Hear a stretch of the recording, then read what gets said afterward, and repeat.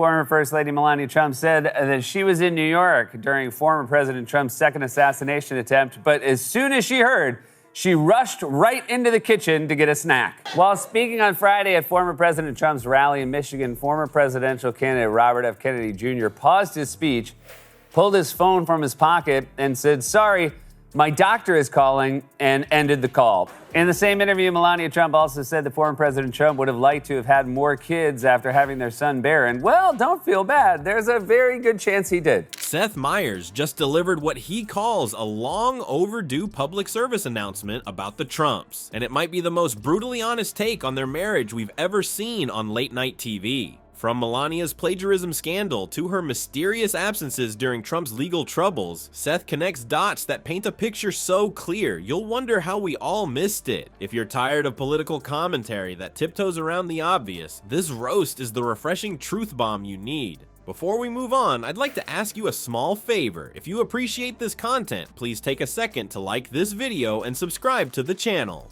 Over 98% of you watch the videos without subscribing. It costs you nothing, but it makes a huge difference to us. So, did you click the subscribe button? Great. Thank you so much. Now, back to the video. Seth Meyers isn't just taking pot shots at Trump. He's been slow roasting him for over a decade now, and the meat is finally falling off the bone. While most late-night hosts jumped on the Trump comedy bandwagon around 2016, Seth's been sharpening his knife since that infamous 2011 White House Correspondents' Dinner. Remember that night? Seth stood just feet away from Trump and absolutely grilled him. Some political analysts believe that public humiliation might have actually sparked Trump's presidential ambitions. Talk about an unintended consequence. What makes Seth's approach so effective is that he doesn't waste time on the low-hanging fruit. While other comedians are still making tired jokes about Trump's orange skin and weird hair, Seth goes for the jugular, attacking the one thing Trump actually cares about, his ego. Donald Trump has been saying that he will run for president as a Republican, which is surprising since I just assumed he was running as a joke. Donald Trump said recently he has a great relationship with the blacks, though unless the blacks are a family of white people, I bet he's mistaken.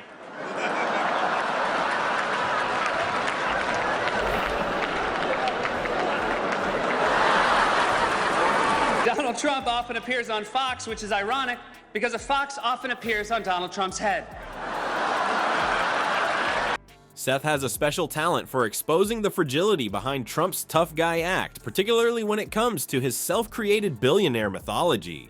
Trump isn't mad about being called corrupt or incompetent, Seth once explained. He's mad when you suggest he isn't as rich or successful as he claims. And that's exactly where Seth aims his comedic arrows, right at the soft underbelly of Trump's insecurities. It's like watching a comedy surgeon at work, methodically dissecting Trump's public persona with the precision of someone who's been studying his patient for years. The evolution of Seth's Trump comedy has been fascinating to watch. What started as standard political commentary has transformed into what Seth himself calls a long overdue public service announcement about the bizarre dynamics of the Trump marriage. Seth doesn't just mock Trump's policies or gaffes. He exposes the weird, uncomfortable truths about Trump's relationship with Melania that most people notice but few comedians address head on. Barack and I were raised with so many of the same values. Like, you work hard for what you want in life. That your word is your bond, that you do what you say you're gonna do. That you treat people with dignity and respect. From a young age, my parents impressed on me the values that you work hard for what you want in life.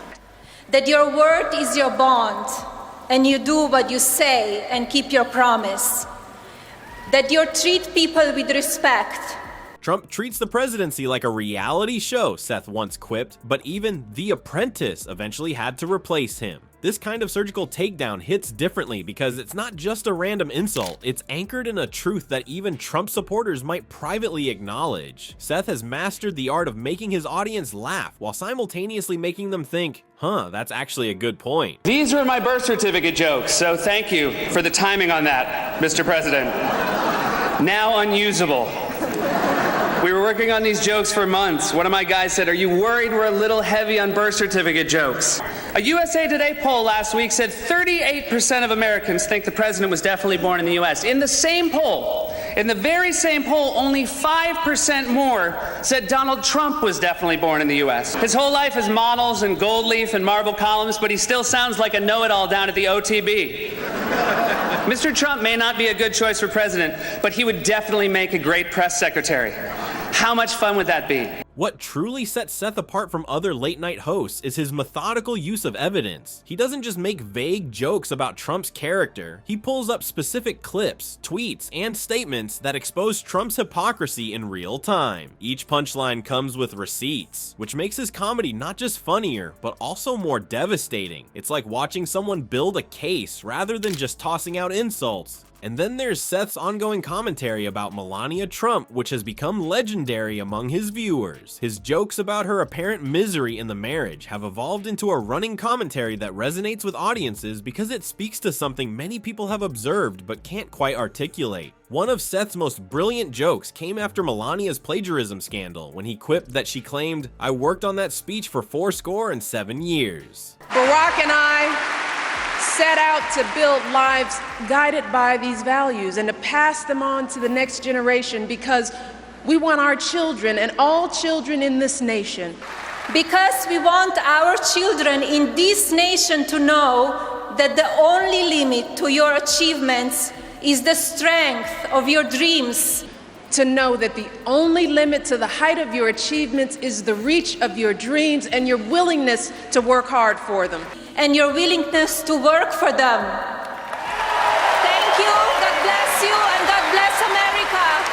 The audience howled because it was a perfect double whammy, simultaneously mocking her plagiarism while referencing Lincoln's Gettysburg Address, another famous speech. It wasn't just funny, it was clever in a way that made people appreciate the layers of the joke. But Seth didn't stop there. As Trump's legal troubles mounted and public scrutiny of the Trump marriage intensified, Seth escalated his commentary. He began portraying Melania's relationship with Trump as something closer to a prison sentence than a marriage. Melania looks less like a first lady and more like someone checking her watch waiting for parole, Seth joked during one particularly pointed segment. These marriage jokes hit home because they reflect what many Americans have been thinking privately, that there's something profoundly strange about the Trump marriage dynamic. Seth gives voice to those observations in a way that provides both humor and validation. It's as if he's saying to his audience, don't worry, you're not crazy for noticing what's happening right in front of you. What makes Seth's Trump comedy so powerful isn't just the punchlines. It's how his jokes work like a pressure valve for millions of Americans. When Seth takes aim at the Trump marriage, he's not just going for laughs. He's basically doing group therapy for a nation that's been stuck watching this weird relationship since 2016. The research shows viewers feel genuinely validated when Seth vocalizes what they've been privately thinking all along. There's something deeply satisfying about hearing someone finally say out loud the things you've been noticing for years. It's like Seth is the kid pointing out the emperor has no clothes, except in this case, it's pointing out that Melania looks like she'd rather be anywhere else. The audience laughter isn't just about the jokes being funny, it's the relief of realizing you're not crazy for seeing what's right in front of you. Seth turns our collective political anxiety into something we can actually laugh about together.